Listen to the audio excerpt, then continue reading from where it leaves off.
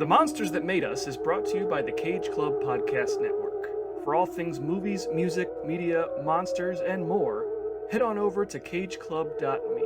That's cageclub.me.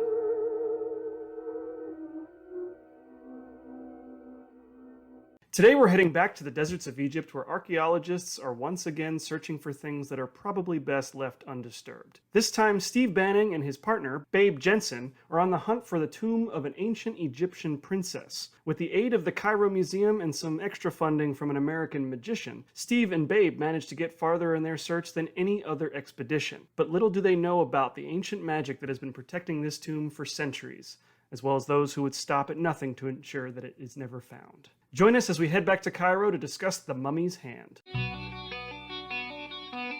To a new world of gods and monsters. Listen to them, children of the night. It's alive! It's alive! It's alive! You're crazy to know who I am, aren't you? I'll show you who I am and what I am.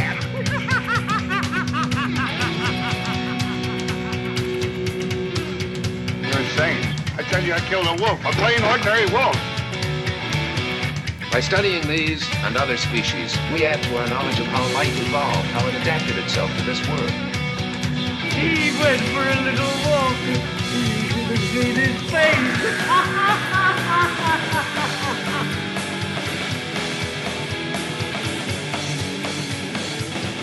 Welcome to The Monsters That Made Us, the podcast where we celebrate the spooktacular characters and films in the Universal Studios Classic Monster series. Today we're talking about The Mummy's Hand from 1940. I'm the Invisible Dan Colon, and joining me as always is my co-host and possibly the High Priest of Karnak himself, Monster Mike Manzi. How are you? I'm doing good, Dan. Good to be here. I can control my hands, unlike the mummy. Plus, also, it's nice to know that if this doesn't work out, I could always fall back on prestidigitation, which is a 100-point vocabulary word that I learned from this movie. Yeah, it might be the only time I've ever heard the word prestidigitation used in anything other than a D&D campaign. $100 word score for this movie right off the bat, but good to be here. So it's 1940. Universal has just had some major successes, drawing inspiration from the James Whale era with Son of Frankenstein and The Invisible Man Returns. And now they're looking to continue that success by dusting off another one of their iconic monsters. This time, it's The Mummy. But unlike their previous sequels, The Mummy's Hand is not really a sequel at all, but a sort of reboot of the Mummy franchise, introducing a new mummy, a new princess, and expanding on the cult-like High Priests of Karnak. Gone are Boris Karloff's eloquent and romantic Imhotep and his reincarnated love, Ankhsenamen, replaced instead by the shambling mute Kharis and the Princess Ananka. And in keeping with Universal's new, cheaper and faster mentality, the goal was to bring all of the same thrills and chills, but at a fraction of the cost. And to that end, this film features no major stars, it recycles footage, sets, and music from other films, and it clocks in at a brisk 67 minutes. However, despite many of these shortcuts being evident right there on the screen, there's no denying that The Mummy's Hand was a success because it resulted in 3 more sequels centered around Kharis. So Mike, I know we both really enjoyed the original Mummy. I even went so far as to suggest it might be the best Mummy movie ever made, back in our 4th episode. Now, what are your initial thoughts on The Mummy's Hand, and how do you think it stacks up against this new wave of Universal monster movies? So, very interesting movie. Caught me completely off guard. We are certainly in a new sort of phase, because this is just my modern brain and the terminology that I can relate this to. We are in a new phase of the Universal monster movies. Sort of like you've been alluding to, these are become kind of genre pictures at this point now. We are not just stuck into the horror zone. We're going all over the map. They're taking it everywhere that they can take it. And so, I had never seen this movie before. And first and foremost, I did not expect it to be pretty much a full-blown comedy.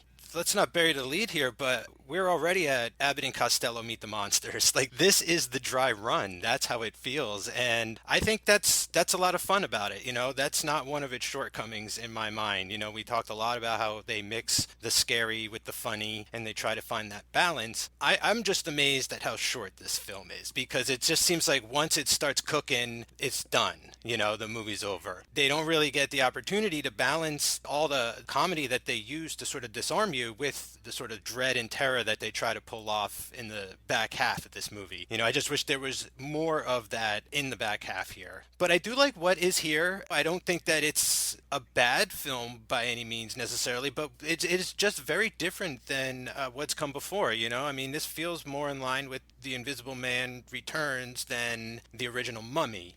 It just seems like they're on this different trajectory. They're trying to appeal to more audiences, trying to draw in a whole different crowd maybe. And just finally, like, it feels more kind of like a serial. Like, it feels like a matinee serial. It feels like something that they would show before a major feature, you know? It's only 60 minutes, and in this day and age, that's the length of a Disney Plus show or something, right? Like, you know, like, it's so common. Like, this is 1940, and like another 10-15 years there'll be shows like Outer Limits and stuff, which are hour-long tales of weird and stuff. So like this almost seems like an episode of that in a modern context. You know, it does have its issues and problems and things, but overall I was pretty surprised how much I was enjoying the movie. Yeah, I mean, it's very different from just about everything else we've seen up to this point. I mean, especially with the level of comedy that's present here. I don't really know for sure why this movie is so funny, and I know that we have some more of that coming down the pike for us. And,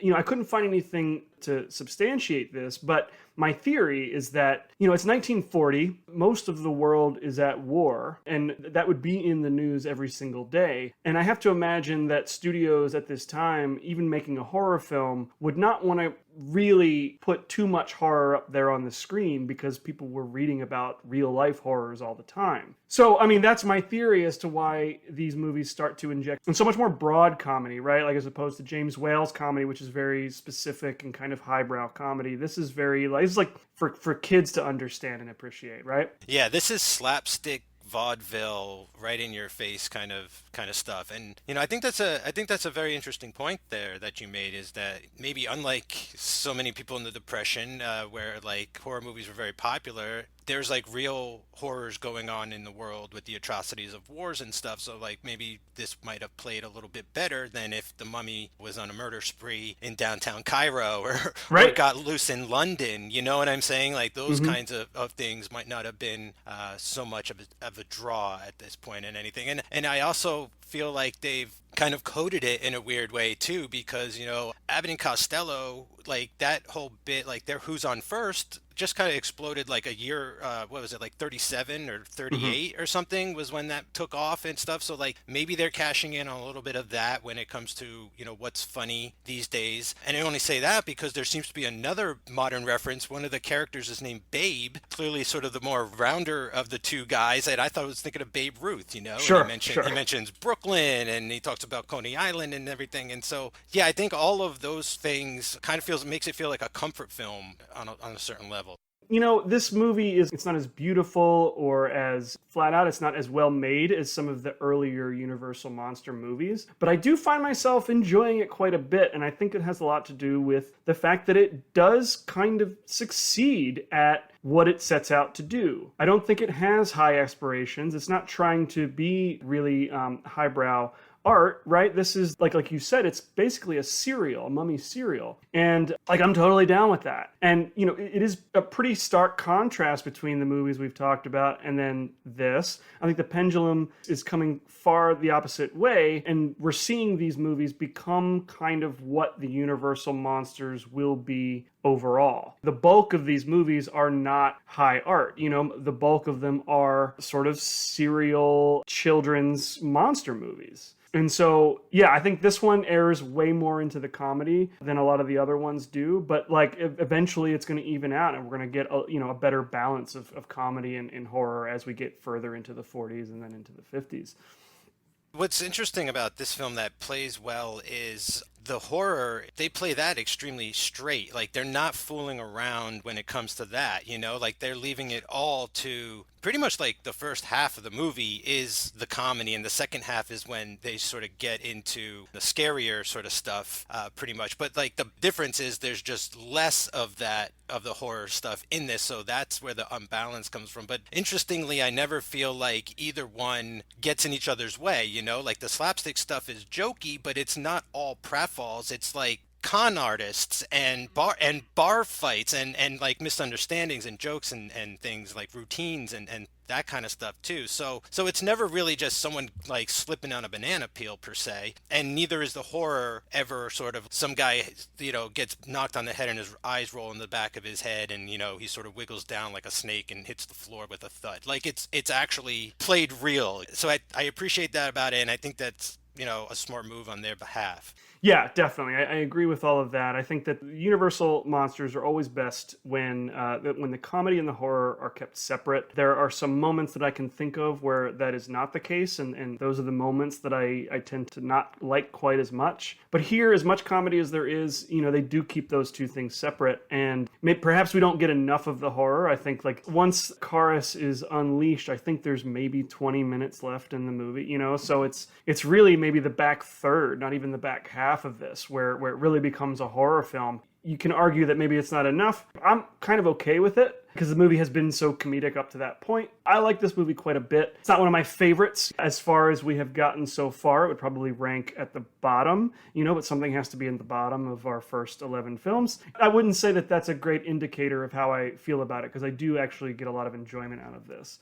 Yeah, I agree with that sentiment as well. My only issue is sort of if they're going to spend more time with something, like they have the opportunity to really draw it out with that part where they get into the tombs and they could get lost in the tunnels. The only thing that kind of sticks with me is that there are these opportunities that they seem to have either missed or weren't on their mind or anything. However, on the other hand, like the action and the pretty stark shift in tone kind of like makes up for what's missing as well. You know what I'm saying? Like what happens is so sort of like fast-paced, action-packed, like 1, 2, 3, and like stuff is happening, and you know we do get that cool sort of Egyptian imagery and stuff, which, you know, may not work well enough on its own this time around, but they bring a lot of that back. It still works. It's just like if they could have done something, it would have been cool if they kind of stretched out that ending just a bit more. Well, I have something to add to that later on. I'll get to that once we get to that scene. But let's get into the production. As I mentioned at the top, the success of Son of Frankenstein and The Invisible Man, it really encouraged Universal to stick with their tried and true stable of characters, right? So to give you an idea of how quickly they were just cranking these things out, The Invisible Man Returns was released in January of 1940. And by May, The Mummy's Hand had begun shooting, and it had a modest budget of $80,000. Wow. Yeah, like I said, Universal they were looking for quantity over quality at this point. You know, save as much money as you can, but still crank this stuff out. You know, like if you throw a mummy in there, people are going to come see it. So don't go crazy, right? The Lamleys are very clearly gone at this point. And so the movie was produced by a man named Ben Pivar. He was a former film editor who had produced many films up to this point, and he would eventually go on to produce The Mummy's Tomb, The Mummy's Ghost, The Mummy's Curse, and She-Wolf of London for Universal, among others. Cool. He kind of became the Mummy Man for a while. For a little while, yeah, but don't mistake his level of experience for talent. Reginald Leborg, who directed The Mummy's Ghost, once referred to him as the epitome of the artless, non-creative studio executive. The term hack comes to mind sometimes. Yeah, apparently Pivar was also known for holing himself in his office for long periods of time, making crude remarks. All right. And he was seemingly illiterate. So I don't know that the people who worked for him held him in very high regard. Well, it's a good thing he wasn't working in silent film when they had all the title cards. There's a telegram in this movie, and they show it up on the screen, and it reminded me of those. Yeah. The silent era.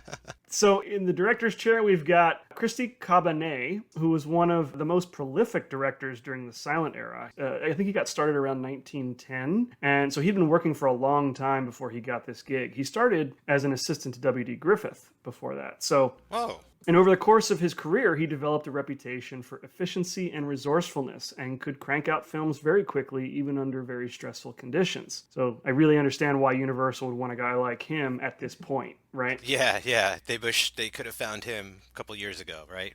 Right.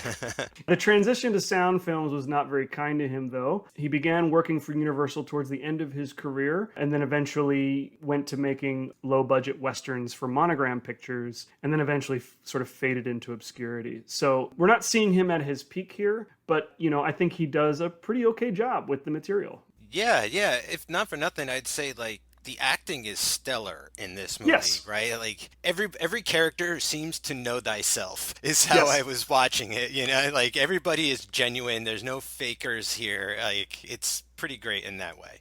Yeah. Now, the screenplay was written by Griffin Jay and Maxwell Shane, based on a story by Griffin Jay. Jay would go on to write The Mummy's Tomb and The Mummy's Ghost, as well as other genre fare, including The Return of the Vampire, starring Bela Lugosi, and a quasi-sequel to The Devil Bat called The Devil Bat's Daughter. He was sort of the guy to do all of these sort of like B horror films in the 40s. So we've got Dick Foran starring as Steve Banning, our main archaeologist here. Foran made a name for himself as a singing cowboy in the 1930s. Yeah, this guy has a velvet speaking voice. Like I really enjoyed his, like very radio on this guy. Sounds like an announcer. Yeah, he starred in films such as Song of the Saddle and California Mail before appearing in serials, comedies, and horror films. Oh, I wonder he never did like Dracula Sings, The Mummy's Tune instead. I would love to have seen Dick Foran do like a musical horror film, but no, I don't believe he ever did. I think westerns were sort of his bread and butter. Yeah, lots of nothing to do out on the plane but sing. Got Wallace Ford playing Babe Jensen. Ford was a longtime character actor who landed the lead role in Todd Browning's Freaks early in his career. You may remember him from Freaks. Okay, I did not recognize him. Yeah, he actually received top billing in Freaks. So if you go back and revisit that film, he is like the main character, in addition to all of the actual, carnival performers. Yeah, I thought he was good too. Like again, never drops the act, like constantly on. But not like in an annoying way. Like knows when enough is the way that I kind of read this guy.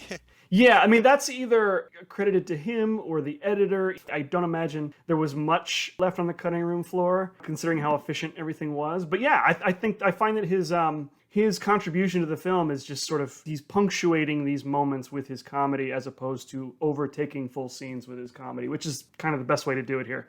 Yeah, and Dick Foran's a good straight man, in all of this. He's not really trying to get any laughs, but kind of gains one or two by shrapnel, right? Like, right. I guess.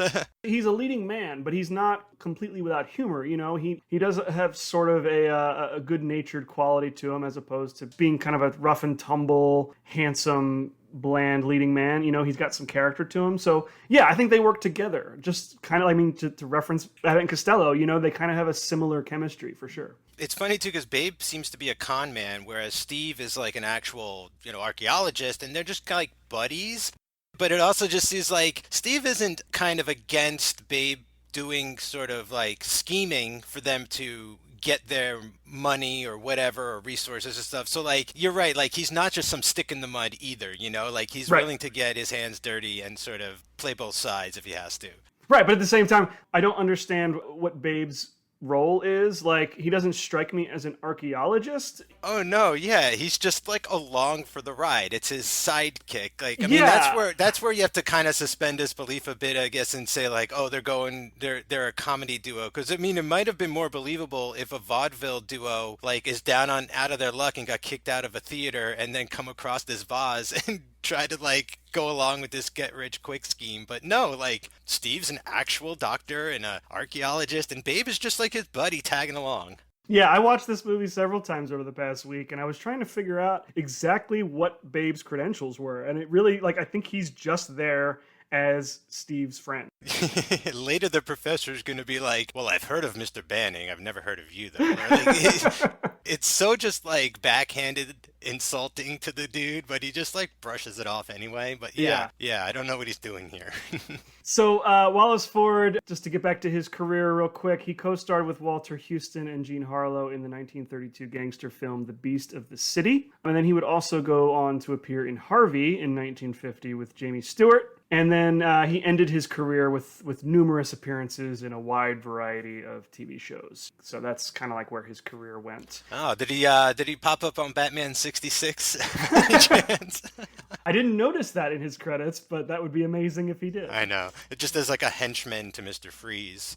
We will see both actors again. They both reprise their roles in the next Mummy film, The Mummy's Tomb. So we have not seen the last of them. No way. That's crazy. Like, you just blew my mind. I think you just made me like this movie a little bit more knowing that they're going to keep it going. Yeah. Because you mentioned this is kind of like a soft reboot in a weird way. It's kind of taking the elements of the first movie, but giving them to new characters and adding an extra thing or two with the tea leaves and stuff. But yeah, that's pretty cool. So now we got George Zucco, who plays Imhotep, who is the new High Priest of Karnak. He is maybe the actor with the most horror credibility in the entire cast. However, at this point, The Mummy's Hand was at the very beginning of that part of his career. Horror fans of this time period definitely know his name. He made his mark on horror with this film. So this guy is terrific. Like, I almost feel like this is why I want more of the horror stuff in here, because I want more of this guy. Like, I want to see him when we get to it. I want to see him sort of plot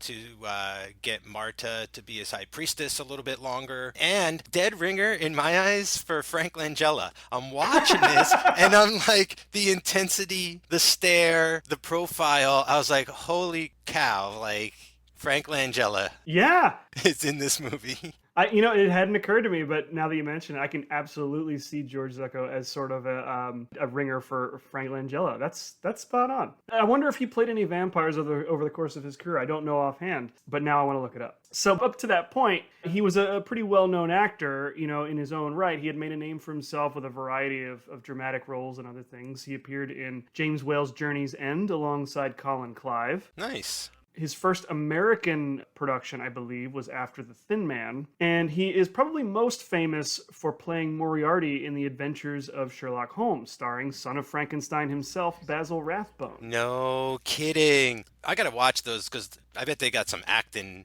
in that movie. Like, to see this guy with that guy, Yes. that would be great. I think Zucco is the actor in this cast with maybe the best acting chops, at least for the dramatic stuff. If it weren't for his character in this film, it would be entirely comedy. But anytime Imhotep shows up in a scene, suddenly things aren't so funny anymore. When we as the audience, we're kind of tense, right? He's got that ability to bring that out, just his presence. Very unnerving, and because he's from the other part of the movie, it's like the comedy clashing. After this, he would go on to appear in other films, including The Mad Monster and Dead Men Walk. And then he does return to the Mummy franchise in The Mummy's Tomb and in The Mummy's Ghost. And we will also see him again in House of Frankenstein. So I look forward to that. Definitely. In the new phase, I got a new guy to keep my eye on here. Yes. Now, rumor has it that less than a week before they started production, Universal sought out Peter Lorre. Once again, remember they were trying to get him for Son of Frankenstein, and then he decided not to do it. So they tried to court him again here, presumably for this role. I think this is the role he's probably best suited for in the film. That would have been great, I think, also. But I'm happy to see George Zucco do his thing here. Yeah, I think he was off making gangster picks at this point. Peter Lorre would do Maltese Falcon, and then 2 years later Casablanca. I know he was doing horror movies around this time, but I just keep thinking about the movie M, and it's like you already sort of solidified yourself as one of the film's greatest monsters in that movie. Just let him do other stuff. Yeah, I mean, he turned down Son of Frankenstein because he didn't want to play, quote, another meanie, so this was only a year later, or 2 years later maybe. I can't imagine him changing his mind so quickly, things were going pretty well for him at this point. So we've got Cecil Kellaway and Peggy Moran, who play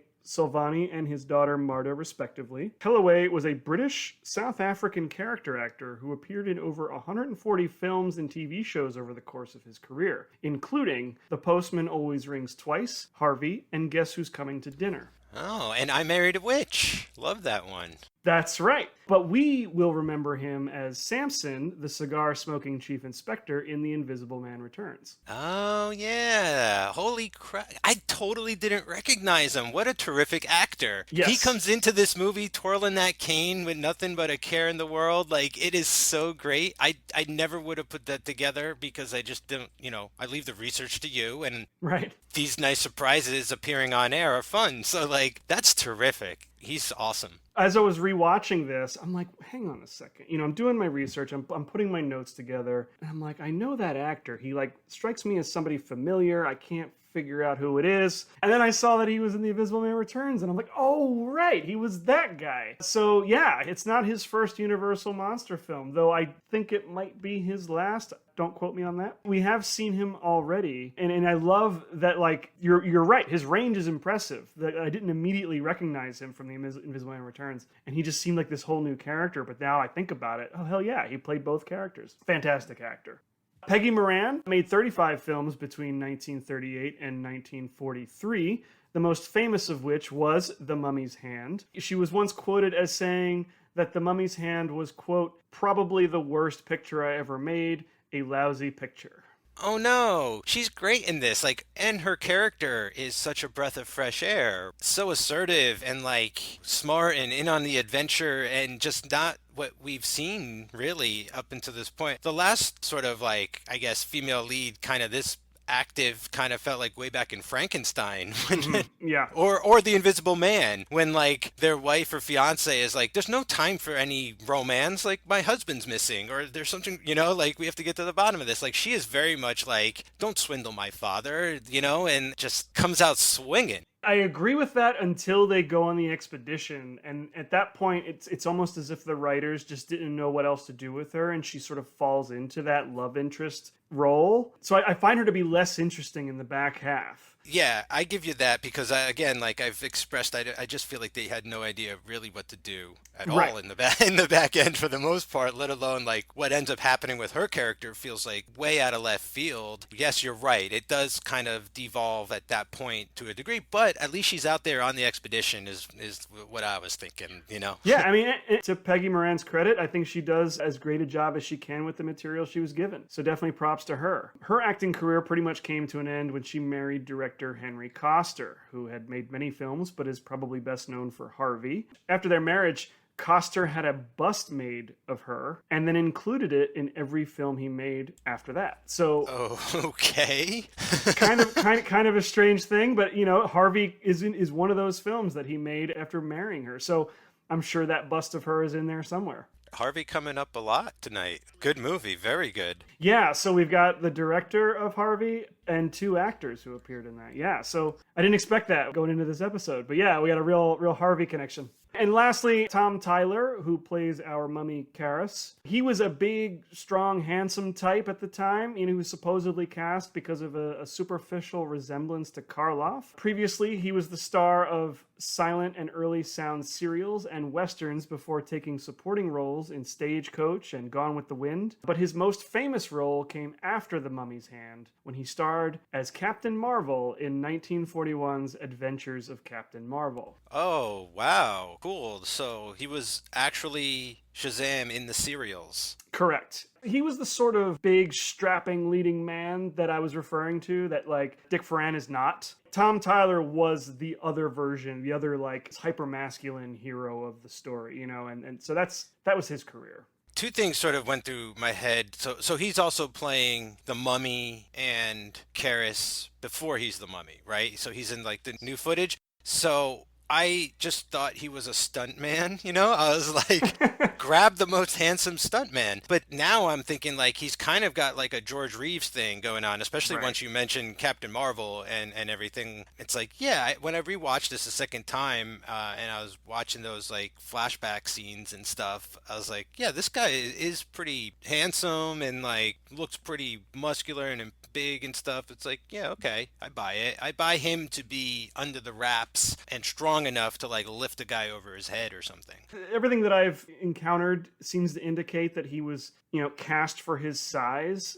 He sort of looks like Karloff, I guess because they knew they were going to repurpose footage. So they needed somebody who was close enough, but also a large enough presence that he could be intimidating and scary.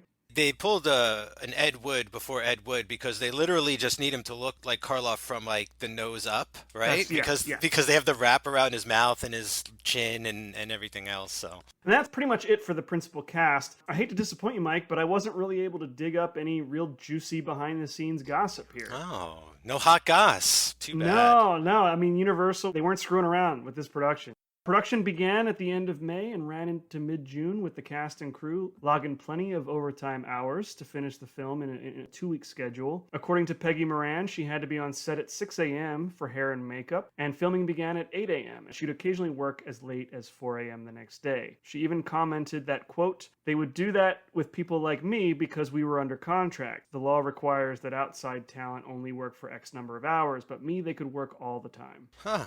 So it was a grueling 2+ weeks of production to get this thing done on time. Our boy Jack Pierce was back for makeup, of course. However, this time, that same painstaking process of gluing strips of cotton to create like the deep wrinkles in Tom Tyler's face was only used for close-up and medium shots. He figured out a way to make a rubber mask that Tom Tyler would wear for the wide shots to, save time and money. Yeah, no, that's a great technique. Especially black and white. You could really cheat with the shadows. Yeah, and I want to say that sort of became the norm going forward with subsequent Mummy films. Of course, we'll cover that when we get there. So I think once he realized that he could fake it and get away with a rubber mask instead, that just sort of became the go-to thing. Why work harder than you have to, right? Yeah. So, do you have any information on what's going on with the mummy's eyes? Because forget about his hands in this movie. I think they should have named it the mummy's eyes on account of his hypnotic stare that they tried to pull off somehow. Yeah, I don't have anything specific about that, although, it's pretty obvious that they blacked out the mummy's eyes in those close-up shots, and I think that was just to give him a more menacing appearance. Yeah. I was thinking it's supposed to sort of be like, oh, he doesn't have eyeballs, so you're just seeing the socket or part of his skull or something. Yeah, I didn't see anything that explicitly explained it to that degree. But, I think it is scarier than seeing just normal eyes staring at you through some bandages, right? So Yeah, it was jarring, and I just assumed like it's some kind of power too, right? Like this mummy Right. stares at you and you fall under his powers and stuff, and he petrifies you. possibly. I don't know that this is the movie that's really going too deep. No, you never know, but I was thinking some kind of Medusa effect, where like you can't move, like not necessarily transform to stone or anything, but like, you're stopped in your tracks because of whatever's happening on his eyes. Right. So in addition to blatantly repurposing stock footage from the original Mummy, Universal also saved some money by reusing the set from James Whale's Green Hell for the tomb sequences. Oh, okay. And they lifted almost the entire musical score from Son of Frankenstein. That sounded very familiar. I was like, I know this music. The sets, that makes a lot of sense because I was like, where did these come from? They're not using them a lot, right? And like the one at the end is almost treated as sort of a twist reveal of like, look at this extra catacomb and then look at the size of this thing. But I was like, wow, these locations in here are so awesome. I wish we were chilling here a lot longer. I think Green Hell is set in South America, so the sets would have been like Aztec temples and things like that. So they had to be redressed to appear Egyptian here. That answers a huge question, something I was going to wait to bring up, but since we're here now, I thought at the start of this, when the title card comes up, I was like, are we in South America? Is this going to be a South American mummy? Are we going Aztec? Is this going to like go into sort of maybe the Mayan calendar kind of stuff about the end of the world? Like I was ready for that too. Like I was on the edge of my seat. I'm seeing a mountain and grass and like all these stone like walkways. I'm like, we're not in Egypt right now. Like we're not in the desert at this point, but we actually are according to the story. I just, it's made abundantly clear in the following scene exactly what is going on with all of this iconography and stuff like that. But like I was very pumped at first. I was like, we're going somewhere else. Well, I got news for you, Mike. When we get there, there are mummy movies that do take place outside of Egypt. Oh. I will end it there. I will not spoil it for you, but just know that we have a few more mummy movies to go, and we do get to get outside of Egypt. So My modern mummy take is moon mummies, basically. It's like mummy on the moon. we gotta get, that's where we need to be. as intended, the production of The Mummy's Hands stayed relatively on track, going only $4,000 over budget and just a little bit over schedule. By the end of June, editing was complete and the film was ready for a September release.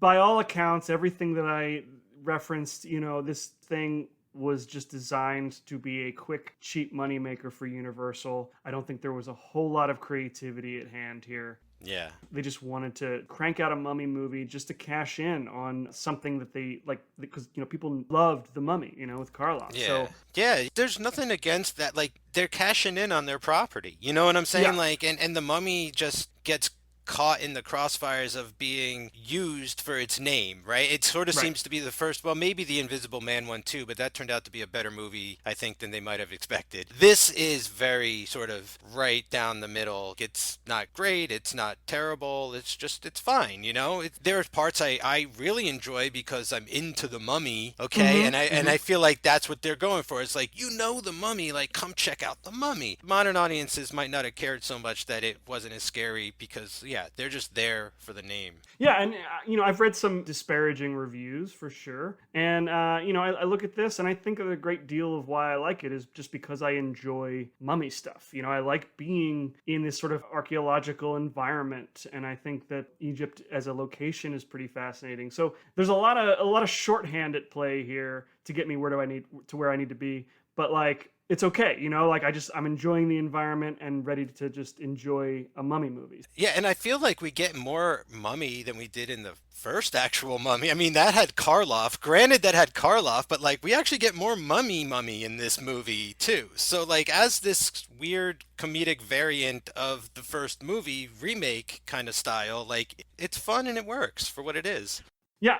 I know people criticize the original Mummy because Karloff is only in mummy makeup for less than 5 minutes, and now like every mummy from this point on, it's a fully wrapped mummy for the entire movie, or at least even if he's not on screen, he's still just in the wrappings the whole time. But the trade-off is that he's not talking; he's just sort of a silent, brutish force, sort of like a Frankenstein monster in a way. They sort of shift the antagonist role to other human beings, which is totally fine. But seeing these movies play out the way you expect them to is what gives me an appreciation for that original Mummy movie. Because like we have so many of these movies where the mummy is just, a mummy. So I think I like that original movie just because of how different it is compared to everything else.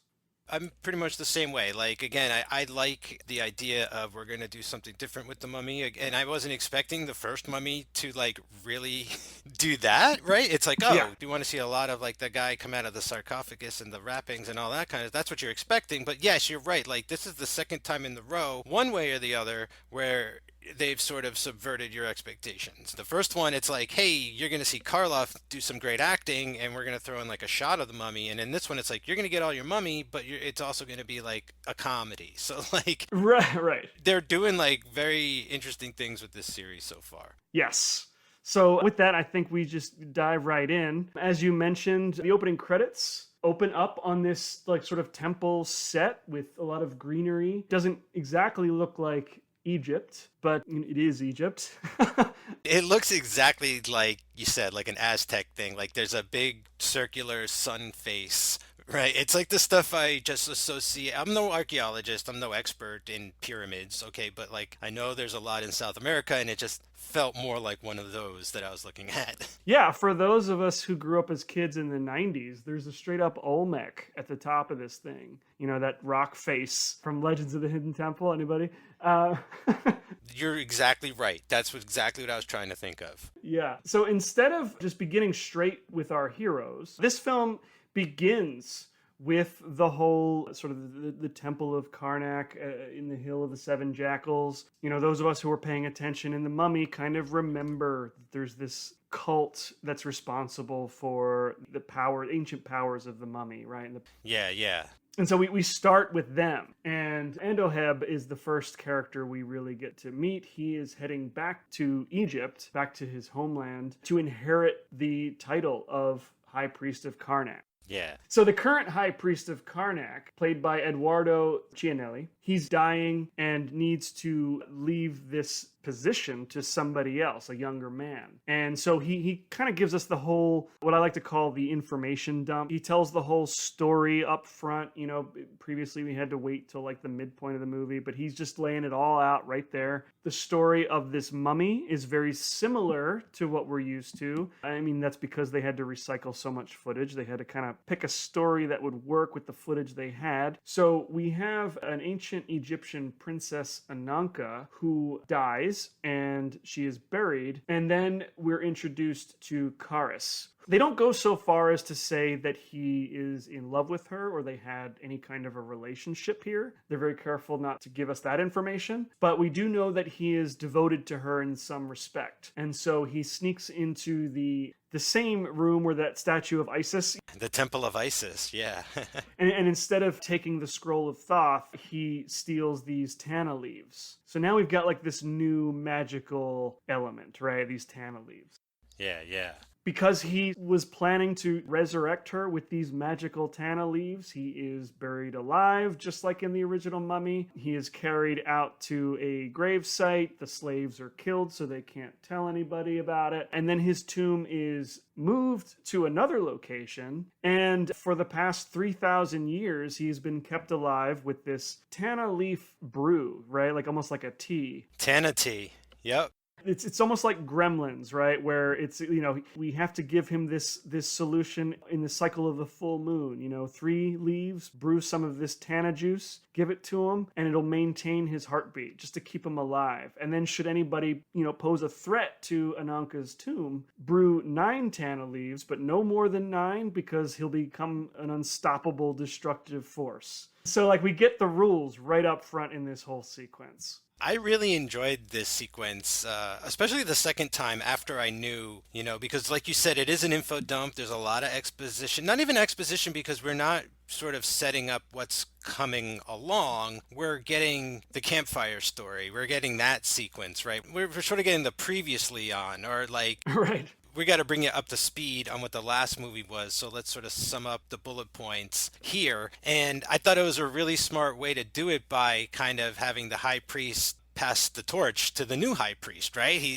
And from what I understand, this guy might actually be his biological son, which makes it even cooler, is that like, I'm going to go sort of sit in this temple and replace my father for the rest of my life and right. like do that, take up the family business. Like, I like that. And it's cool because, you know, he's explaining this information to this character and we're catching it at the same time. Okay. So it's really, the movie's talking to us, not talking to the professor here. So right. Very, very smart filmmaking. They used the stock footage, you know, pretty well. Very, you know, yeah. Like I think the rewrite, it really messed with my mind because my memory isn't as swift as it used to be. And we're watching all these movies and the legends getting tangled. But I was like, yeah, you know, like if I saw the original, I probably would think this is like the same story, you know, like the same people. Right. But then like they introduced the Tana tea and all that kind of stuff. And I'm like, oh, all right. This is their main divergent. This is the main thing that they got going on. The mummy is basically like a golem. Like he, you know, you put things in his mouth or whatever, and he protects like the area that he's assigned to, sort of the heritage of the land and everything. So I like that too. Like that was really cool. But man, the full moon, like I lost my mind when the full moon is mentioned. A wolf howls, and then this high priest says, Children of the night. Dude, I was like, all right, I don't care what happens. Like, I'm down with this film from now on, like, strictly from, like, this side. Strictly from, you know, whatever else is going on. And I didn't imagine it was going to be all that, like, comedy stuff. But I was fine with it because I felt like they did this really well. And this was so strong and stuff, you know. You got, like, this million-year-old man, like, sitting there, dying, turning into a skeleton or whatever. It's really crazy. Yeah, I love putting this right up at the top. You know, you mentioned it's sort of like a previously on kind of segment. I think that in some ways it does function that way because it's so similar to the backstory of the original Mummy. It's, you know, for the people who have been paying attention, who went and saw the Mummy, broad strokes, a lot of it is the same, but then, so you're kind of getting a refresher, right? But then they sprinkle in these new details with the tana leaves. And also, I love that, it opens with the villains of the story, or arguably the villains of the story. I mean, they're essentially trying to protect millions of years of ancient Egyptian culture from the white man. So, I know. Yeah. So you mean the heroes of the story. But you know what I mean? Like, for all intents and purposes, they're the villains of this story. And I love that this sort of brings the Mummy franchise back to a place where people are the real monsters and not the monster itself, which is very much a Frankenstein kind of concept. Yeah. I like that too. It wasn't lost on me either that these guys are not the real bad guys. Like, it's always just funny how people are framed throughout history.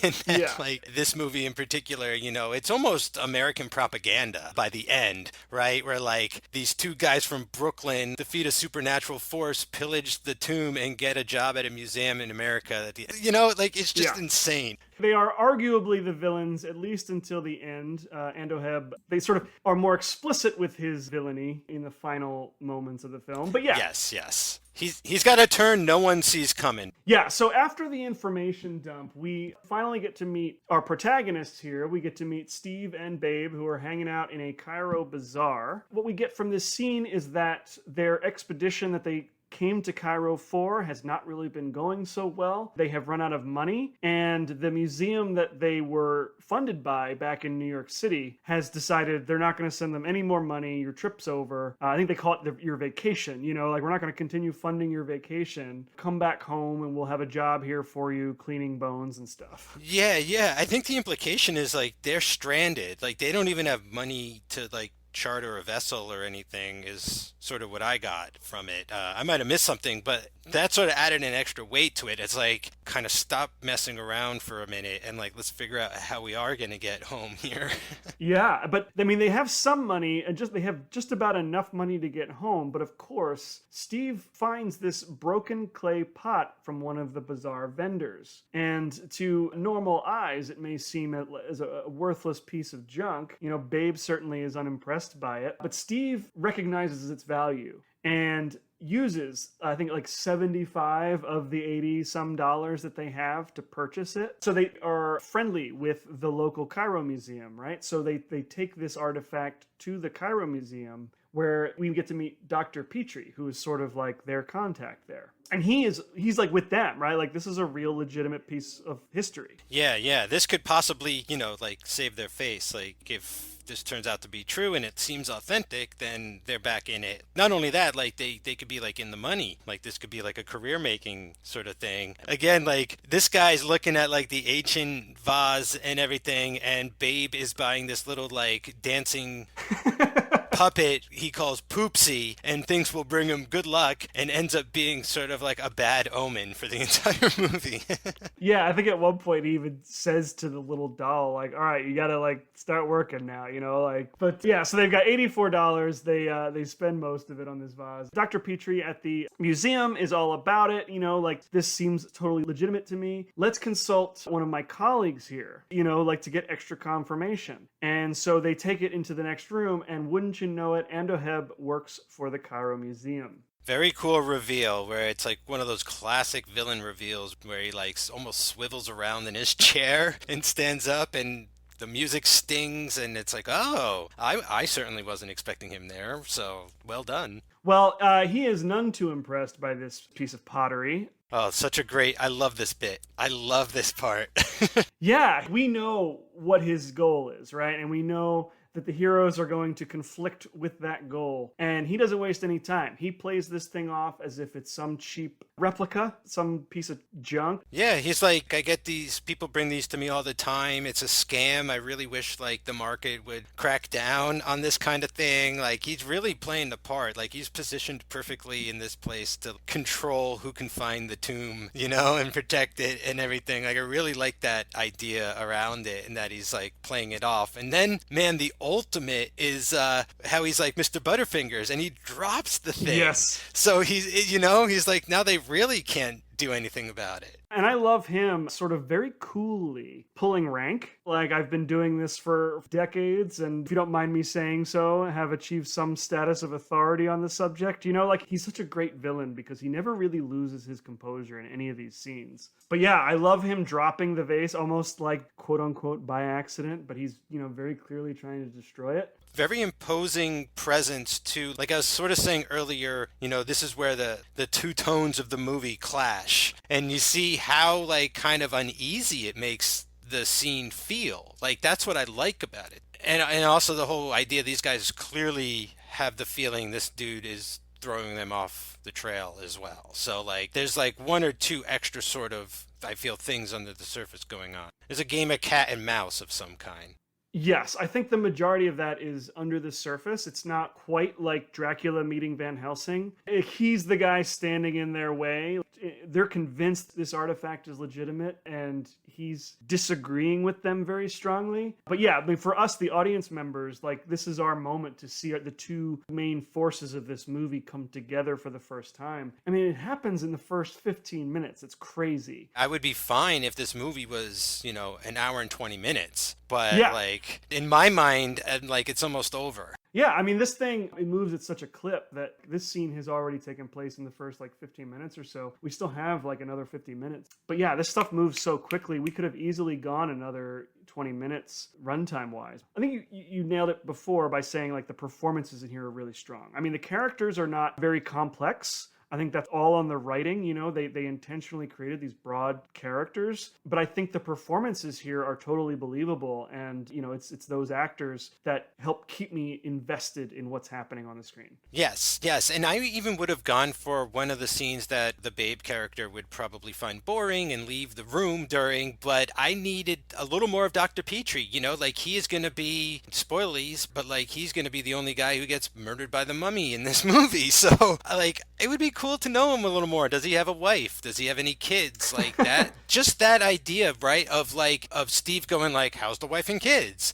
But we never even know that. So, like, I just feel like we could use this time to put one of those, for lack of a better term, sort of like boardroom scenes, right? Yeah, or something like that, where there's just in a room talking at a table about each other or something. He's actually one of two of the, quote, good guys who becomes collateral damage in this movie. There is one other character that dies, but, like, of the main, you know, principal cast, yeah, everybody else survives this movie. Like, you know, it almost like they were aiming for that happy ending, probably for reasons like I mentioned before about how, you know, so much bad was happening in the world. They wanted to give people something hopeful at the end. Yeah, I mean, this movie will literally end on a joke. Like, it's a punchline. But before that, like, I do feel like they get to the edge. Like, again, the horror in this is the real deal. So, yes, like, I don't want to take any of that away from it. Yeah, they definitely get close, that's for sure. So, with no legitimate help from the Cairo Museum, and with no money to fund this expedition, Steve and Babe are now just, like, trying to figure out what to do. Steve did manage to procure a permit to dig wherever he wants. I imagine he got that from Dr. Petrie. But without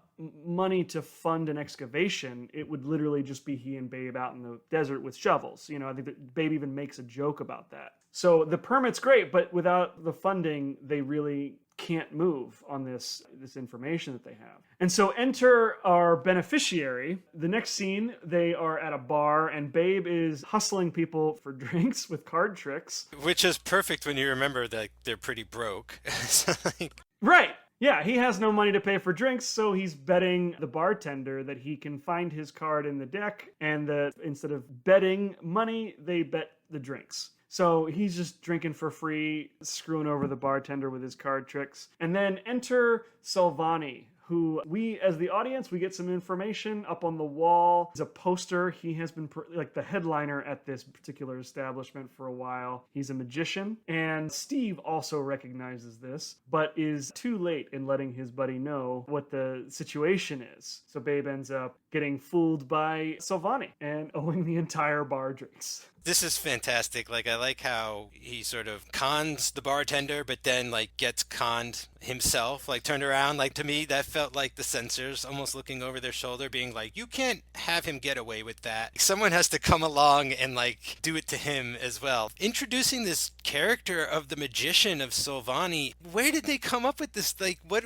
was, like, I'm straining to think of like where the grain of this idea, where did it come from? The only thing I could think of is like the difference between his magic and the real magic of the worlds, right? Yeah. So like in this world there is real magic, and then there are guys like Tim Sullivan, aka the Great Silvani, who does parlor tricks, card tricks, cuts his daughter in half on stage. They seem to do maybe like the catch a bullet trick or something. Like they're like a big kind of sideshow thing. But then this magician dude is gonna come up next to, for all intent and purposes, like a sorcerer, right? Like I would almost call like the professor a sorcerer at the end of this movie with everything that he's trying to do. He's commanding a mummy, for crying out loud.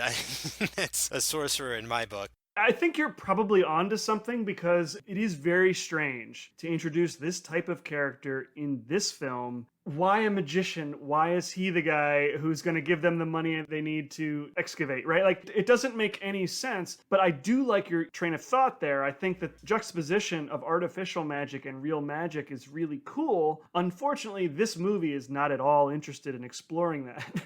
So that's what I had in my mind, because we live in the modern day and, Yeah. you know, we dissect things to no end. And that's Right. the fun part of this show. And it's like, oh, I could probably, you know, write something about that. But then it occurred to me, well, this comedy is very vaudeville. Yes. What are some other kind of vaudeville acts out there? Oh, I don't know. A magician, maybe? Yeah. We even come to find out this guy's from Greenpoint. So it's like they're from the same boardwalk. Right. Like, it just blew my mind at that point, where, like, the answer was so simple, and I tried to make it so kind of abstract. It's such a fun scene. Like, as much sense as it makes or doesn't make, it's neither here nor there. I think the scene is very fun. It definitely plays out like an Abbott and Costello scene. I think this, more than any other scene in the whole movie, really could have been transposed from an Abbott and Costello movie, right? Oh, certainly. Yeah, definitely. Especially when he starts like pouring drinks out of his finger, and they still like use the magical trickery of cinema, right? Like I thought of that as well, you know, like when you watch magic in a movie, there's kind of no magic to it, because like, you know, they could use movie magic. So like I watched this going like, oh, it's almost like reminding me of George Méliès and being that kind of like film magician and everything. But again, they never really go that far with it. They make a rock disappear in some guy's mouth, you know? It's like Yeah, that, and Silvani makes like booze pour out of Babe's hand. It looks like it was done practically, but yeah, it's all like, so much of it is movie magic and smoke and mirrors and so on. Yeah, definitely.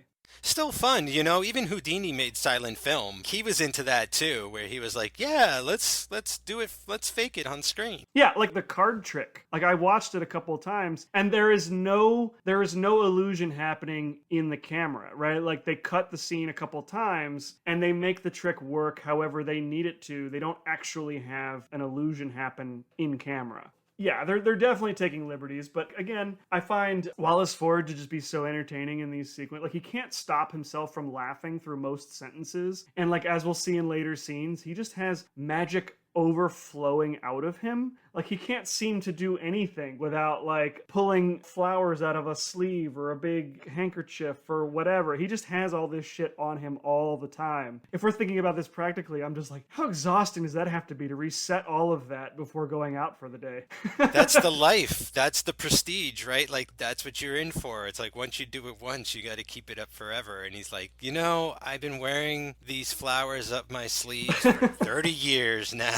And it's like, at this point, it's all sewn into the jacket, and it's just like a trickery jacket. And he's like Travis Bickle, but instead of a gun, you know, it's a handkerchief or something.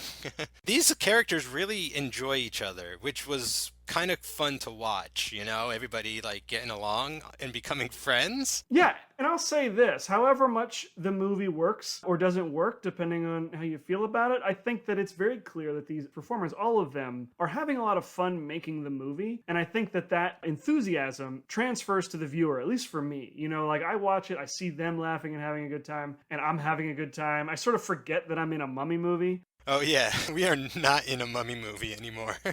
I have no problem with that. I think it's just because I see the actors having a good time, as opposed to like some other movies where I think we'll see them kind of checked out. They're kind of over the whole thing. And We were saying last time with Invisible Man Returns how, like, they were probably making other noir films and they're like, hey, let's make a noir with the Invisible Man. And it's like, oh, well, it turned out good because we're good at making noir movies. And then there are also like probably tons of Universal comedies on the lot, right? So they're like, let's see if that'll work with them, with the Mummy. Mummy's funny, right? Funny Mummy. Like, and they kind of accidentally pulled it off. I don't know.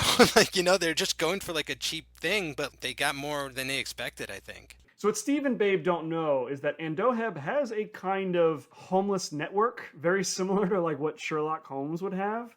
Is that where John Wick got it from? Was Sherlock Holmes? Is that who Lawrence Fishburne, his network of New York City bums?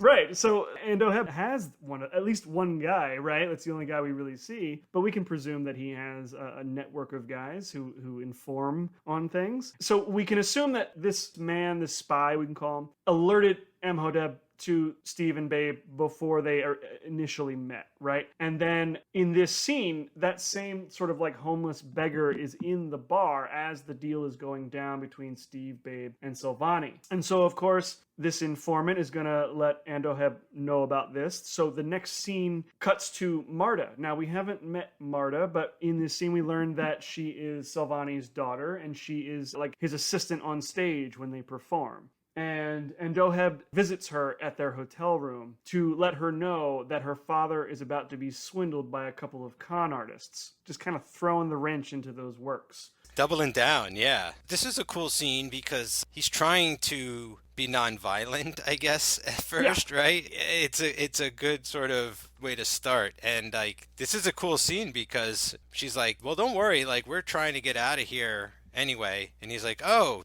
really? Like, that was such a fun little moment where he realized, like, oh, you don't want us to, you will go get your father and take off. Great. All right. Terrific.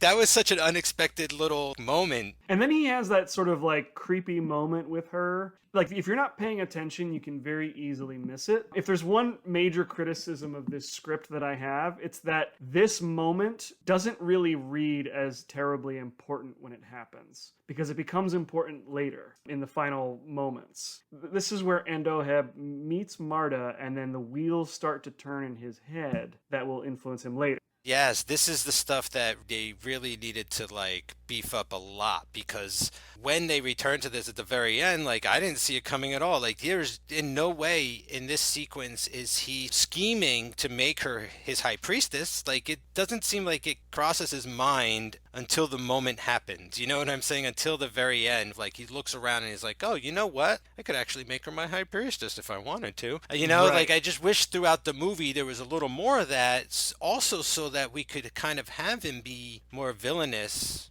in a direct way instead of him just trying to protect what's his. I would like to see him be more of a creep or something like that. Yeah, it's put in there to foreshadow the finale, but yeah, it's so quick and so subtle that if you're not really paying attention, you could miss it entirely. And so I wish that they had expanded upon that a little bit more, but at least they did sort of sow the seed there in some way. At least they did meet, right? They did meet, yes. And so we go back to the bar, which I meant to say, it looks very much like we're kind of like stuck into a low-rent Casablanca here. I don't know if you got that vibe as well. Yeah, absolutely. It very much feels like the low-budget Rick's Cafe American. I was even thinking like these could be like Tarzan sets or something like that. They don't really care really about being accurate with their geography, to begin with. So it's like, who cares?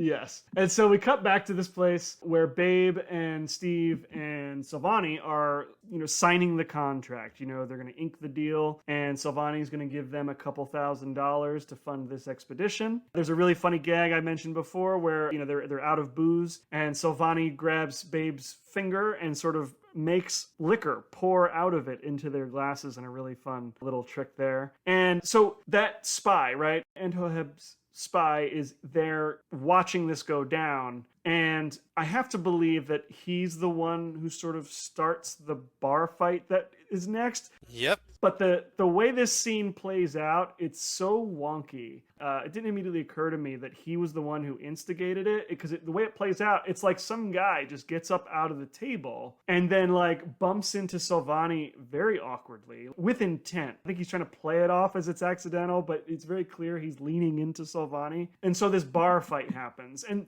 is there any real reason for this bar fight to go down? No.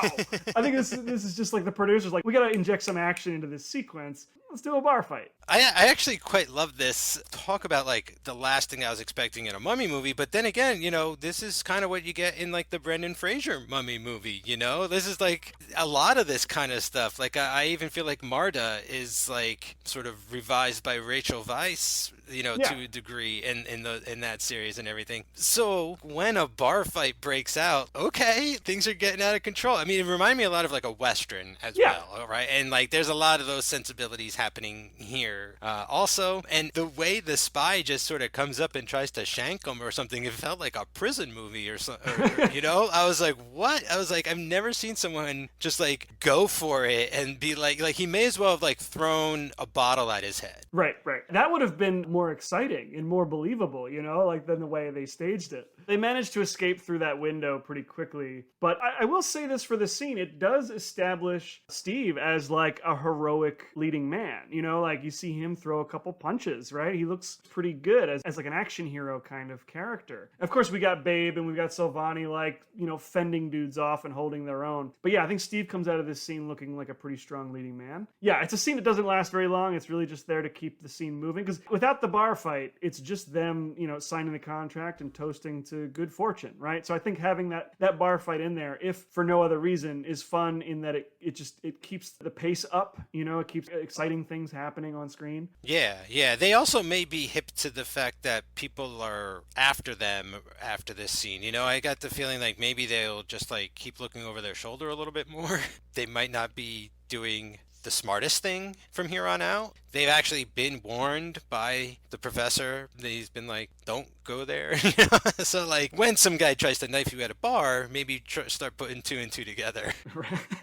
But they don't really get there, or at least the movie doesn't go out of its way to give them that moment. But then the next scene, Silvani heads back to his hotel room. His daughter Marta has packed up all of their clothes. There's this really fun exchange with them where, he's kind of drunk and kind of giddy. And again, like I said, he has sort of magic coming out of every single pocket he has. And she knows 100% what he's been up to, or she suspects that he's given them all her money, and she is pissed. I really like this scene too. Like all the scenes sort of seem to have this like theme going on of misunderstanding and then straightening them out. Yes. To one level or another. And like that's certainly what's going on again here, where it's like we have this misunderstanding and we're just going to watch it sort of untie itself a little bit. And it's nice, she's like, you went down there, you've spent your money on this fake contract and you got swindled, and then he's like, no, actually it's not fake, and then she locks him in a trunk to go get the money back. I was like, damn, you locked your dad in the trunk. But then I remembered he's a magician, he probably knows how to get out of that thing. Yeah, I love the gag where she pushes him back into that trunk, it shuts, he can't get out, she opens it, he's gone, and then he's locked into a second trunk. This movie never misses an opportunity to give Silvani a chance to like lighten the mood with some kind of magic. Even later in the movie when things get a little tense, he's doing like that rock trick, So yeah, he's just there to lighten the mood, even as she's furious and screaming at him. I think it's a really nice contrast. This is the best scene that Peggy Moran has, this and the following scene, because she's really like, she's got the most agency and she's like gonna take charge of the situation. And so as soon as she leaves her father, she takes a prop gun, like a magic gun with her, hides it in her purse, and immediately heads back to the Cairo hotel where she knows Steve and Babe are, with presumably her father's money. And when she gets there, they have another situation like you've described where there's like a misunderstanding. She confuses Babe for Steve. She demonstrates the trick gun, which, like, I don't know if you caught this, but if Babe were paying attention, he would realize that she fired more shots out of that gun than that gun should really hold. I mean, I wasn't even entirely sure it was like a trick gun. It seemed like it could still hurt you somehow. She is this like sharpshooter that makes a heart on the door out of bullets. And, you know, like Steve's in the other room shaving or something, and it seems like they're whizzing by his head or something, you know? Like, I'm not sure how tricky this gun actually is. Yeah, I don't exactly understand what makes it a trick revolver, you know, but I did notice she fired like more than 6 shots out of it. And if I'm Babe, I'm like believing that it's a real gun. Like, you got to be out of ammunition at this point. But she's not concerned with that. But yeah, in this scene, sort of everything is sort of made clear. Steve and Babe establish themselves as legitimate archaeologists. They didn't realize that Silvani wasn't a super wealthy man and that they kind of took all the money that they had and spent it on equipment and all sorts of things for their archaeological digs. So it's too little too late, but at least everyone sort of clears the air. We're all on the same side here. They decide they're going to head out to seek out the Hill of the Seven Jackals with their artifact and their permit. And their dynamite. They're in the location that they believe are the Hills of the Seven Jackals. They've got their archaeological equipment. They're finding little bits and pieces here and there, not a whole lot. They've got their demolition. They're about to like blow out a whole section of this rock face when they find human remains. Right? They've got like a team of native Egyptians there to help them with their dig. And one of them finds a full skeleton. And it is a member of a team that had come out there like 2 years prior and had never returned. I think Andoheb mentions that there were 2 excavations or 2 teams that went out in recent years, and both of them never returned. So I think this might be the most recent, or at least it's one of them. We get a sense that maybe their death was not natural. Yeah, and I think he's like, this is Dr. Gustav and his wife. I was like, right. Ooh, damn. And if that's all that's left of like the last expedition, there's nothing left of the one before that. I would turn around. But like Steve is kind of like, maybe it was like a landslide, you know, and like some rocks came down and killed them, you know? Like, yeah, well, like even if it is a landslide, like no one said anything about it being a mummy yet, you know? Like it's treacherous. Yes, they've been told multiple times that is a very dangerous area of the desert. There could be quicksand for all we know. That's it. But no, so Babe is in charge of demolition, apparently, and blows out a whole section of this mountain, and they discover a seal. And it is a seal that was like on that pot that they had. It was like a kind of like a map to where Ananka's tomb should be. And so when they blow out this rock, they find a seal that matches that Princess Ananka symbol on the pottery. So they know they're like on the right track. Yeah, it's a cool scene when it bursts open and everyone sort of, all their help kind of like leaves them, goes running. Yes. It's all very much like a bad omen and a bad idea to be going in there. Also, too, like, that's the whole thing. So, like, what I think is, like, kind of interesting at this point is, like, we know that what they're looking for, but we also know what they're going to find instead. Right. Because, like, we've been told that like, there's, like, a second mummy in there for all intent and purpose. Like, there's the princess resting, sure, but then, like, they have no idea about this other guy who's been put there to protect her. It's sort of, like, very tense when they're about to enter this tomb for me. Yeah, you know, for those of us who have seen the original Mummy, like this is like our moment, right? We know they're going to enter this tomb. The mummy is going to be a very dangerous threat to all of them, presumably. But it takes its time, right? They move into the tomb. They open the cover of this tomb to reveal this mummy, and they realize it's not Ananka. It is some other mummy in a cheap sarcophagus, you know? So they're almost dismayed that like their discovery is just not significant. And I gotta be honest, Dan, I was a little dismayed as well because all this time I'm thinking we might get 2 mummies in this movie. You know, I might be asking for too much. But obviously we know Kharis is down there and that he's sort of been kept alive all this time. But we also know that the princess is down there too. So like I'm thinking, you know, maybe this one mummy's gonna give the tea to the other mummy and we might have 2 mummies. So like when they open the thing and it's just the one, I'm also sort of a little like, oh, but then I'm like, actually, this mummy looks awesome. I mean, this is where it gets similar to the opening scenes of the original Mummy. You know, we've got Dr. Petrie there, who is an expert on Egypt history, and he's an Egyptologist. He's doing a kind of like the heavy work here, investigating this mummy that they've found. They're still not done searching. They still want to find Ananka's tomb, but they found this sarcophagus, this mummy. So he's doing the work there. He finds the tana leaves, right? And he even mentions in this scene that like he was buried with them, and they are now extinct. And they have no real clue as to what their purpose is, except to assume maybe they were used for embalming purposes, right? But we know what the tana leaves are for. Yeah, if they only knew, they could be millionaires. Like, not to jump the gun or anything, but I think at the end of this movie, and when Endoheb is like, we're going to use these leaves to be immortal, I'm like, bro, like, bottle that shit, patent it. What are you thinking? Like, you have the secret to immortality right here. Like, let's get this to a lab. Let's save some of these leaves. And we get a visit from Endoheb, who, of course, knows that they've made it all the way out to the Hills of the Seven Jackals, and they're messing with Kharis's tomb. And so, as cool as ever, right? Like, again, he never really gets fanatical this whole entire movie. I love how cool he is in every scene. He encounters Dr. Petrie in the sort of tomb itself and gives him basically a demonstration of what these tana leaves are used for.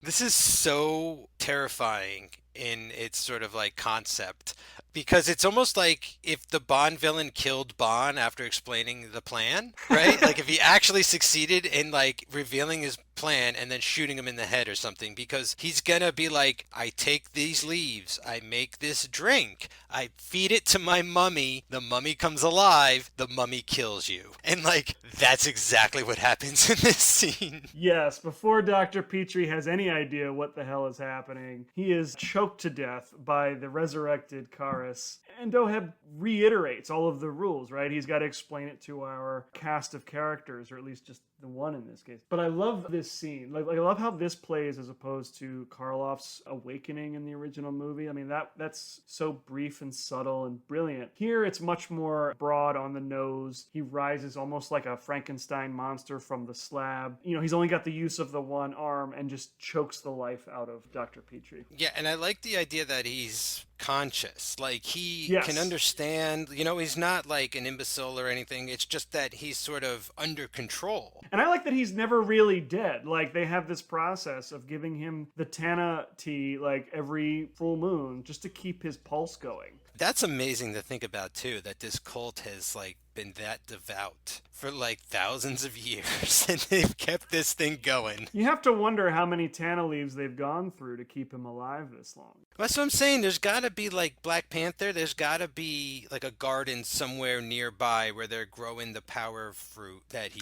eats, Like, there's got to be. They got to search more of those tombs. Like, another 10 minutes of tunnels where they find, like, all this stuff going on down there and maybe a second mummy. Before we move on to the next scene, I would like to just shine a light onto some material that was originally included in this film that did not make it in ultimately, ended up on the cutting room floor, but I think should have been left in. Okay, so this is stuff that was actually filmed as opposed to something that was in the script they just decided not to do? I can't confirm which of the two it is. I know that it could have been filmed. It could have just been in the script. I'm not entirely sure. But I do know that this scene did exist at some point in some way and was eventually cut out of the finished film. Okay, I'm dying to know because, as we've been saying, if anything, this movie needs an extra scene or two. Yes.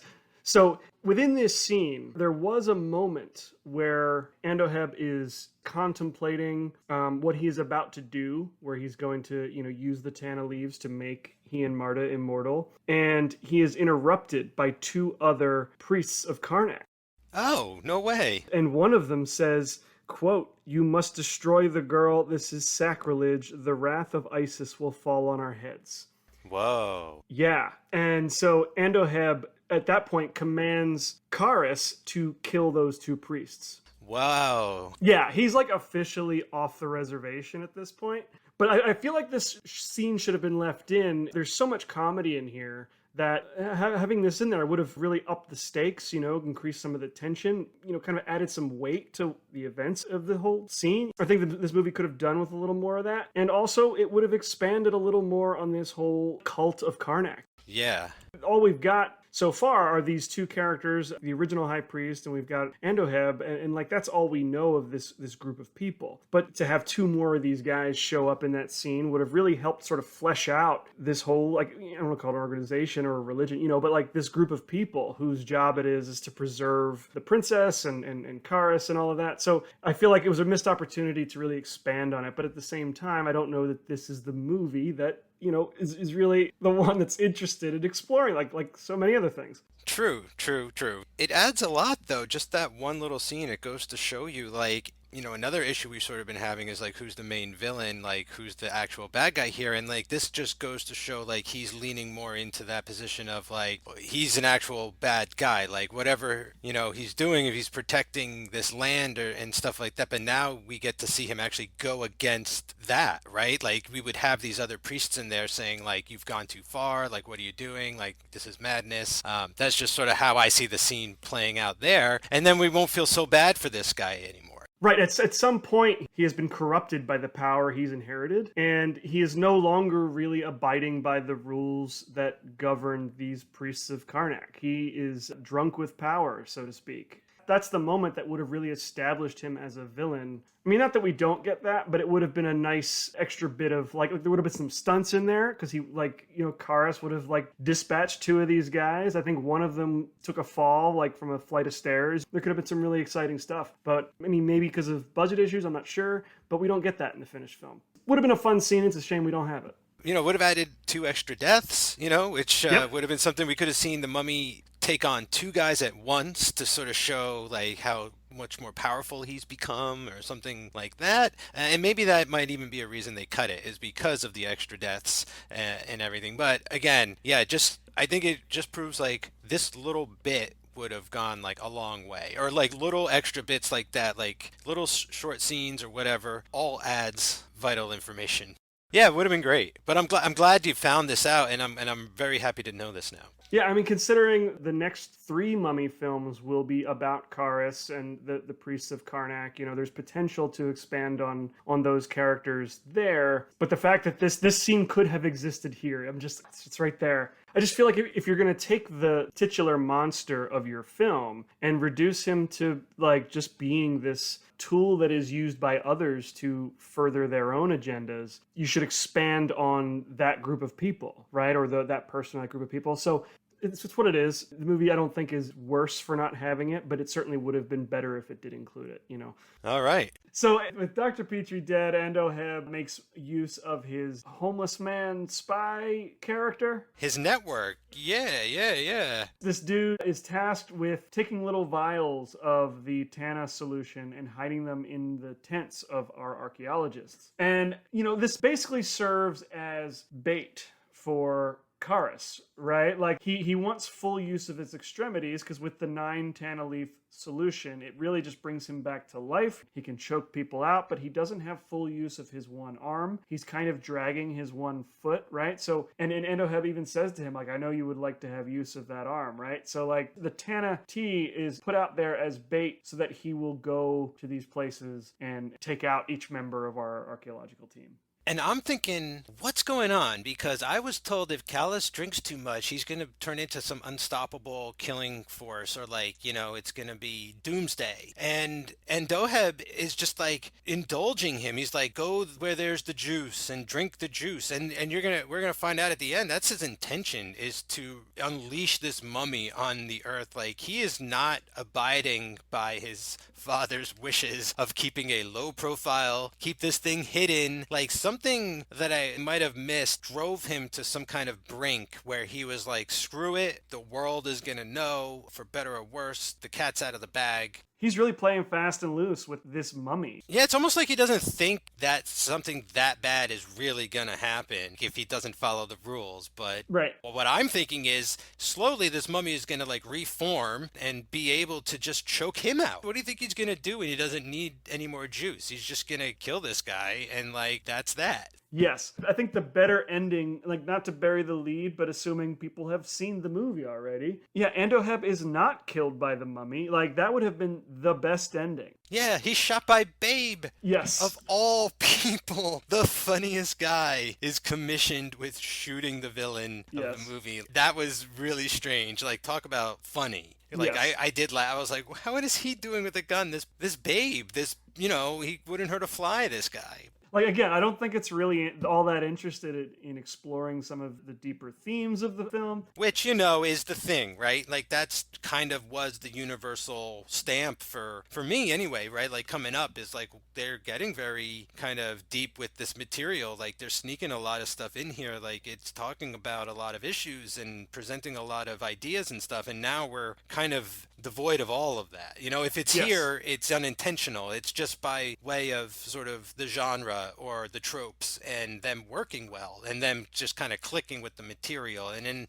it's us that are kind of reading into it. It's not the movie telling us. Right. And so the following scene, we get Steve and Marta together in what is sort of the beginning, I guess, of their romantic involvement with each other. It's not as so on the nose as that sounds, but it's sort of the beginning of that process. I mean, we've only got like another 20 minutes left of the movie. So like these beats are going to come hard and fast. But in this scene, they're sort of analyzing the markings that they have, right? The marking that's been on the pot that sort of outlines where the tomb should be, like where they found the symbol, you know, the tomb they found, so on and so forth. And for some reason, it is Marta and not Steve who figures out that there must be some sort of like underground network that connects the two things. Oh, you know what I thought? She thought that way because it's like a magic cabinet. There's a false back Right. to the mummy's, what they call it, like the mummy box, but Yes. like, you know, they can't say like it's the sarcophagus or the casket, basically, the mummy casket. That to me was like, she's like, oh, it must have like there must be a secret tunnel somewhere or thing or that. And like, I don't know, I really enjoyed that. It just made me feel like she felt useful. She was smart. She was able to like kind of contribute something that they were overlooking maybe because, you know, she's from that's her background is like deception because she's a magician, you know, it's not nefarious, but it's the showman kind of thing. But like, yeah, she's like, there's definitely like a false wall here or something.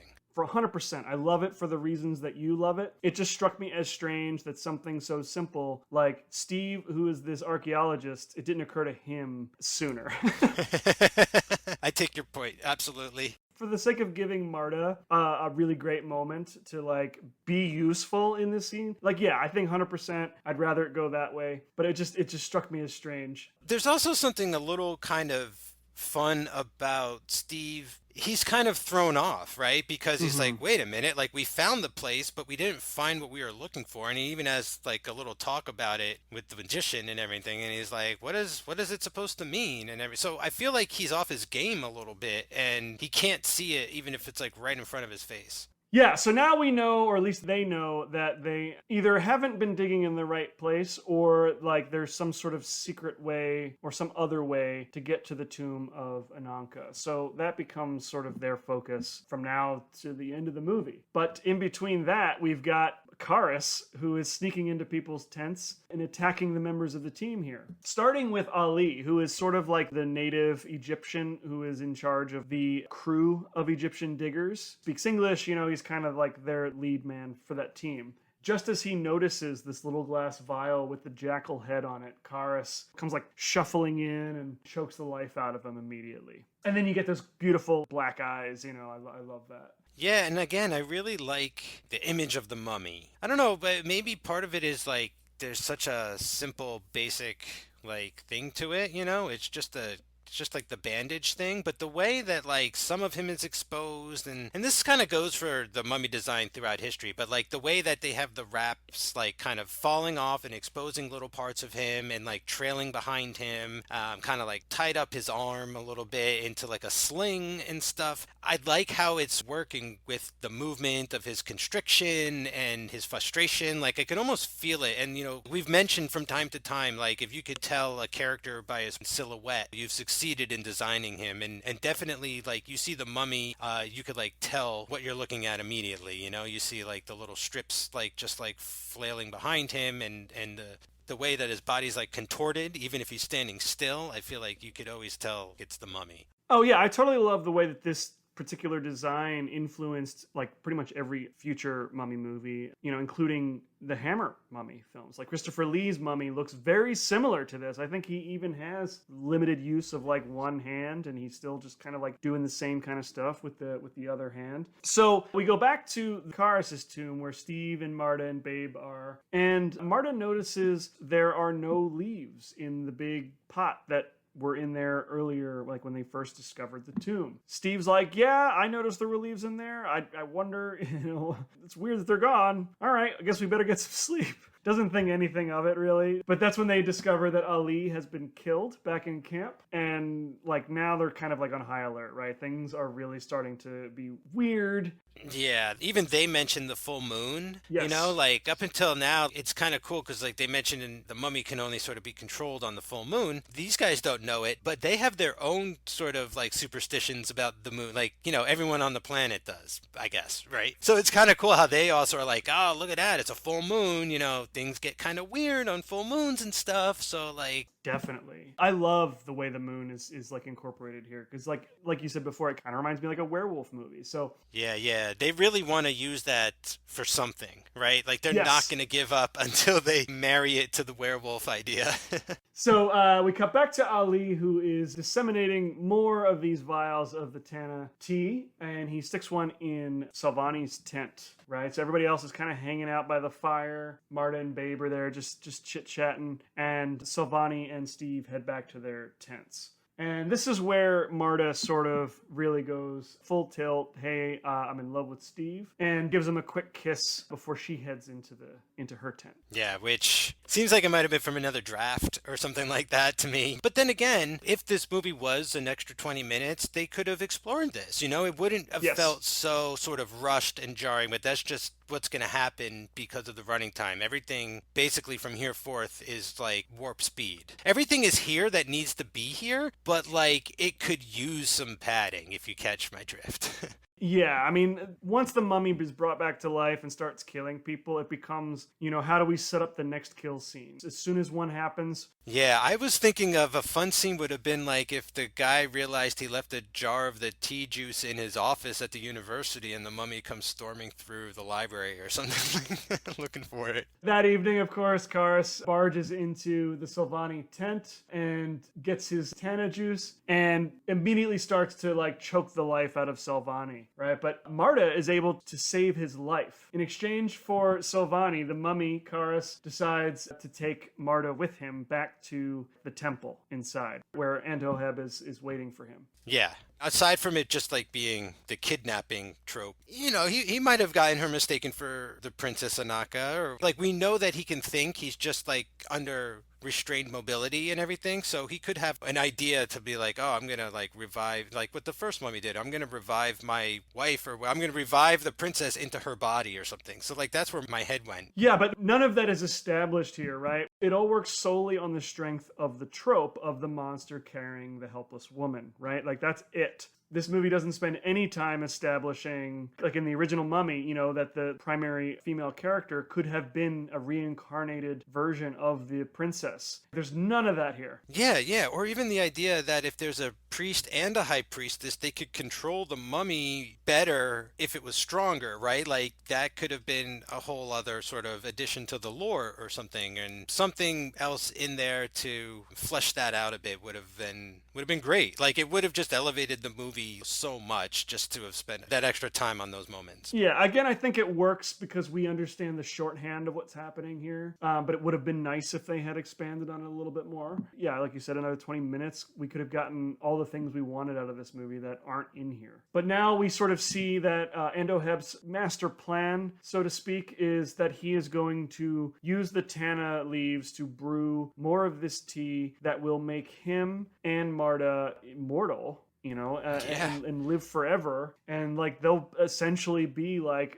you said, kind of like a husband and wife controlling this mummy and ruling Egypt for all of eternity. World domination. Possibly world domination, sure. Where else that's where everyone goes, call me Nemesis, right? Isn't that what the Invisible Man said last week or last month? Like I was half expecting him to be like, I will be the new Rama Tut or whatever, like, we will rebuild Karnak in my image, like that kind of talk. But he never really gets to that level. He doesn't really have the chance to go there. Aside from it being completely out of nowhere, and saying like we didn't understand what they were trying to do through shorthand, it's still like this bizarre, unexpected twist at the end. Yep. that could kind of like work on its own without all of our complaints about it and stuff, or whatever we're saying that would make it sort of make more sense. The fact that it comes out of nowhere in a movie sort of full of these little moments that give us these tiny twists is kind of like a fun moment, you know? I'm going, what the hell, this is out of nowhere, but at the same time there's like a weird M. Night Shyamalan sort of vibe to it where it's like so out of left field that it kind of works, or it's like, that was what you're going for, okay, I'm going with it. Yeah, and I think a lot of it has to do with George Zucco's performance, because like you could argue who the real villain is here for much of the movie, but because Zucco is playing his character as nefarious for the whole movie, it doesn't strike me as this wild, crazy leap in logic. It's just his megalomania hasn't been established until this moment. I wish we had gotten a little more of that just to prepare it, because like we already get that he's kind of into her, but that's it. And I never got the sense that he was into anything more than just protecting Ananka's tomb, right? But here we get the full Bond villain monologue about how they're gonna live forever, and he's gonna be the high priest, she's gonna be the high priestess, and now it's, you know, up to Steve and Babe to get there in time to save her life. Like it's literally its most basic form, right? Yeah, it could have been kind of cool if we find out right from the jump that he never had the intention of keeping this on the down low. Like he always was gonna sort of betray his ancestors and the former high priest and try and use this mummy for his own gain. That would have been cool if he was revealing to his little spy at some point and then maybe killing them after, just so he could get it off his chest. That's how that one scene kind of plays out with Dr. Petrie, where he's just like he's like, I've got to tell somebody, but I've got to kill them. It's like it's like classified information. I could tell you, but I'd have to kill you. But otherwise, you know, I'm still with it. I'm still having fun. Like the movie won me over way before this. It's not going to lose me in the last like 3 minutes. Yeah, that's the thing. I think like I'm only being hypercritical here because, you know, it's sort of the nature of what we're doing is just going scene by scene, analyzing this stuff and really breaking down what we like and don't like. But at the end of the day, I'm still having a good time. Before I come across as seeming too harsh, I think that this is a really fun kind of B-movie serial kind of thing, you know, like yeah, and there's going to be something coming up here at the end I wish was sort of executed better. But again, I feel like this is a movie where the ideas are sort of bigger than their budget and they're able to get the point across, okay? Yes. And that's all I really need.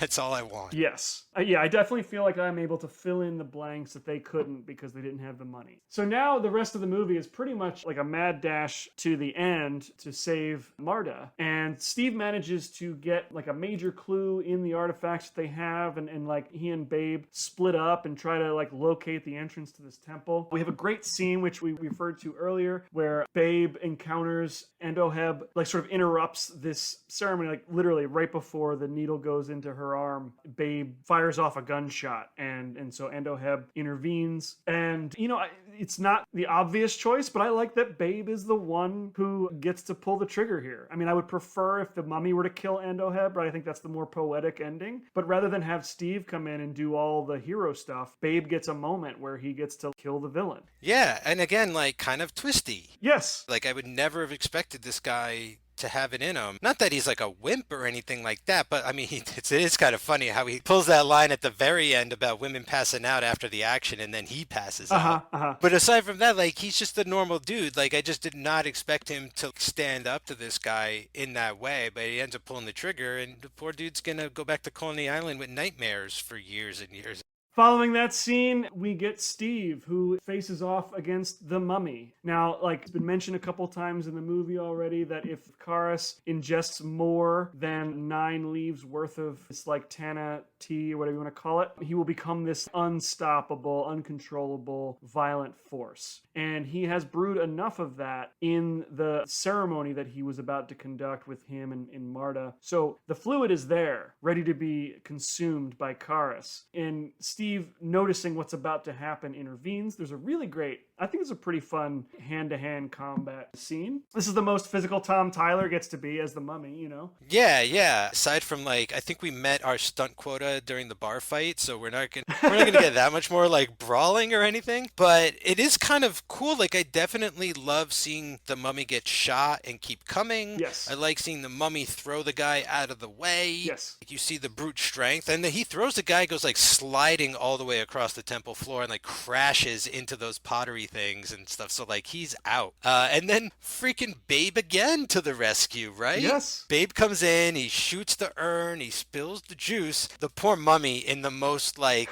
undignified, trying like an addict to just slurp whatever he can of the juice off of the floor. And it's like, buddy, it's gone. It is gone. And then Steve lights him up. He just puts the torch to him, and it's like, oh, right, like, that's some quick thinking, like, burn the mummy. Like, even I was thinking, like, what are they going to do? How are they going to get rid of him now? And it's like, fire, man. Fire is like the great cure-all for Universal monsters, I feel like. When in doubt, just use fire. And so that's pretty much the finale of the movie. The mummy is burned and destroyed, we think. For now. For now, yeah. They say something at the end that has me very worried, where they're like, well, we packed up everything from the dig site and sent it back to America. I'm like, no, no, you're asking for it. Like, you probably even scraped up the mummy remains and like put it in the same jar accidentally that the juice was in, and like he's just gonna come back to life. We end on the joke with everything safely on a boat back to America. Steve gets a telegram from the Brooklyn Museum or the museum from New York telling him that he now has like that guy's job, and then that guy will be like washing bones and stuff. And it's like the weirdest callback, because I thought that was just a one-time joke, and it's like, did anyone remember that telegram? Has anyone remembered that? I mean, I know it was only about 45 minutes ago, but was anybody thinking about that to come back to be like the end of the movie? Twist upon twist upon twist. But all of our heroes are alive, have made it through the movie, and we end on the happiest note I think we've got so far, at least the most lighthearted. A little too happy, Dan. I think knowing that these guys come back for more, I have a feeling that they've got some dark days ahead. Yes. So the story of Steve Banning, Babe Jensen, and Kharis is not over. But it won't take us too long to get there, so I'll definitely look forward to that.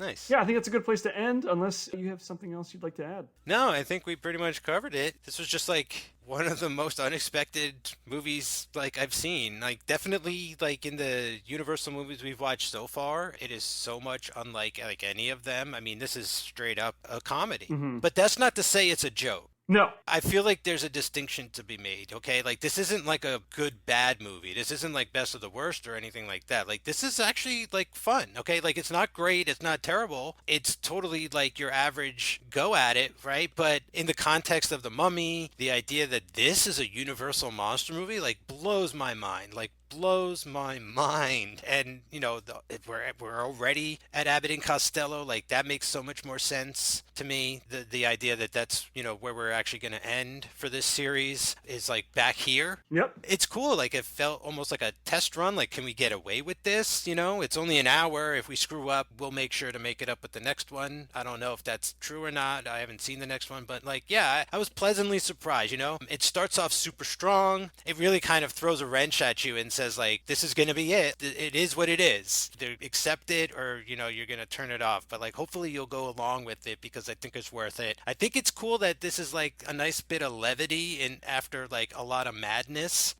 right? Like, in a row, it's just like everything has been like madness and crazy people and like and like really vicious monsters and stuff. So like, it's kind of nice to have like a light one in there somewhere.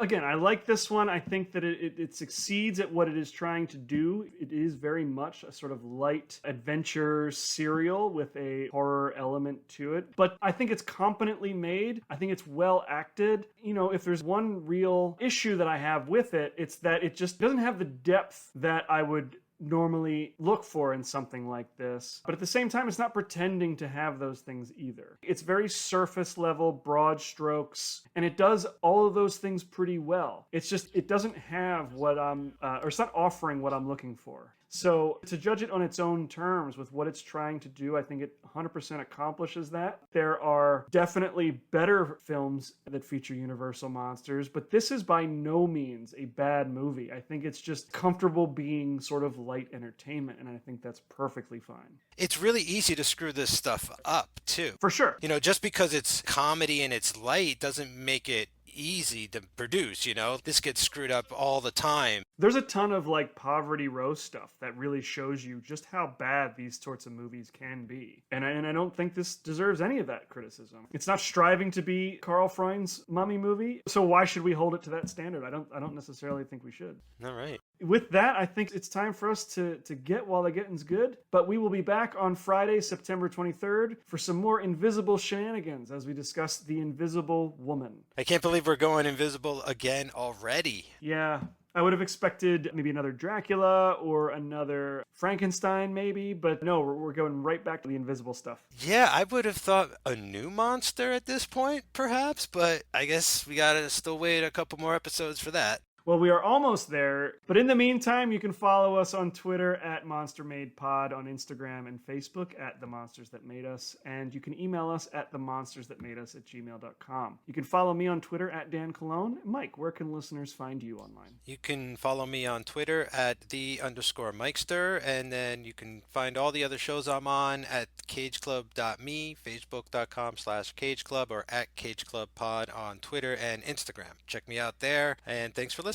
If you enjoyed this episode and you want to become a Patreon supporter, you can do so at patreon.com/themonstersthatmadeus. You can also support the show by giving us a 5-star rating and a review on iTunes. That helps more people discover the show. We can't forget about our t-shirts on TeePublic. You can find the link for that in our aforementioned Twitter and Instagram bios. For all other things Cage Club related, just head on over to cageclub.me. That's cageclub.me. Stay spooky, everybody.